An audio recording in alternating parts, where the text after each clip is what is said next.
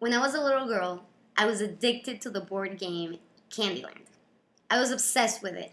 I was so obsessed with it that I thought I was the lollipop girl. Literally, I thought I was her. Now, on the other hand, Monopoly, I didn't enjoy so much. It took forever. I thought it was boring. I hated collecting my money, counting it. I was never good at the whole math thing, so I gave up on that board game. But as I've grown older, I've realized that there are many hidden secrets within the Monopoly game that could help my business. So today in this video, I'm going to show you how to be a celebrity Monopoly player and how that is going to help you be a rock star creative entrepreneur. So let me start with lesson 1. Read the instructions.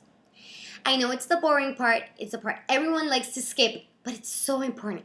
So when embarking on a new project, when getting yourself a new gadget, read the rules first.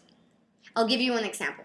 When I started selling my products on Etsy, I realized, okay, so many people are selling here, so this means this should be easy, right? No, it's not easy. And all that is within the manuals. If you do yourself some research, if you read the rules and regulations, the do's and don'ts, you realize that there are important things that you don't want to be missing out. So when starting on a new thing, don't skip that part. Also, I bought a camera recently and I was thinking, oh, I'll start shooting pictures right away because I'm very impulsive like that. But I started reading the camera instructions and I realized, oh my god, I was gonna miss all these juicy features that my camera has just because I just wanted to jump right at it. So don't be so impulsive. Don't just start things without reading the little fonts, reading the little disclaimers, and reading the rules and regulations, manuals and instructions.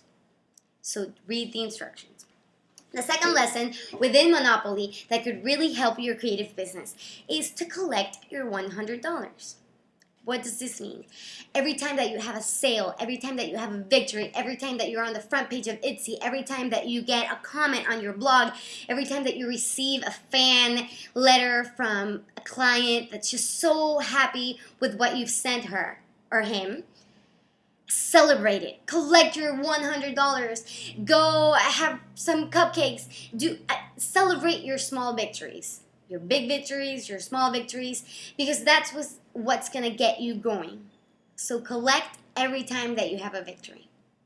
The third lesson that I have for you today is to be incarcerated and embrace it. So when you're sent to prison and you're locked there and you just have to stay there until the next couple of turns, don't just whine about being there. Just don't be like, oh, I'm in jail. No. Be there and know, okay, so what am I going to do when I get out of here? Just come out of your failures and come out of your mistakes and come out of your bumps along the way with a smile, ready to eat the world. So embrace being in jail. Spend that time to think, to reflect, just to consider the whole panorama and see how you're going to get back at the game. So embrace being incarcerated. The fourth lesson I have for you today is to play the game. Play the game, it doesn't matter how long it takes. Monopoly is a great example of that because that game is just endless. You seem to be spending hours and hours and hours at it and nothing is happening. Now, life in your creative business is much like that as well. I started my blog, and at the beginning stages of my blog, I didn't receive any comments. I was frustrated because I thought I was delivering juicy content and exclusive information. But my patience paid off because I didn't get discouraged. I waited until the moment where I was going to start collecting those comments, when I was going to start collecting those victories. So be patient, play the game, enjoy the ride, enjoy the journey, and don't be too impatient about it. So enjoy the ride. And the last tip I have for you today is to use your real estate areas in the best way possible. So this is what I mean by this. You know, in the Monopoly game, there are some areas that are more juicy than others. You remember those blue squares by the end that just you hated falling into them if those properties didn't belong to you. Well, it's the same way with your blog. It's the same way with your website. Use the high traffic areas in your site to collect the most out of your clients, to collect the most out of your readers. So this is an example.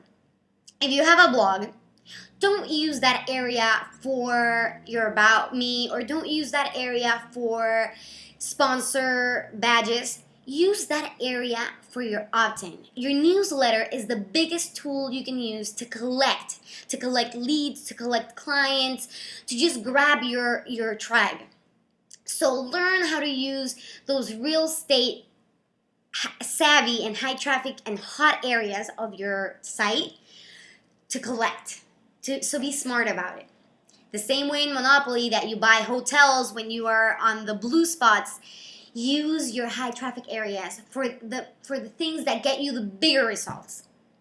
So you see, Monopoly wasn't boring after all. I hope these Monopoly lessons have helped you be a better creative entrepreneur. Now, what I want you to do today is leave your comments below, share your stories, your board game stories of how some lessons in life are hidden within them. Let's share them below. It was my pleasure being with you here today. This was Mayi Carles from Heart Made Blog. Until next Friday, bye-bye.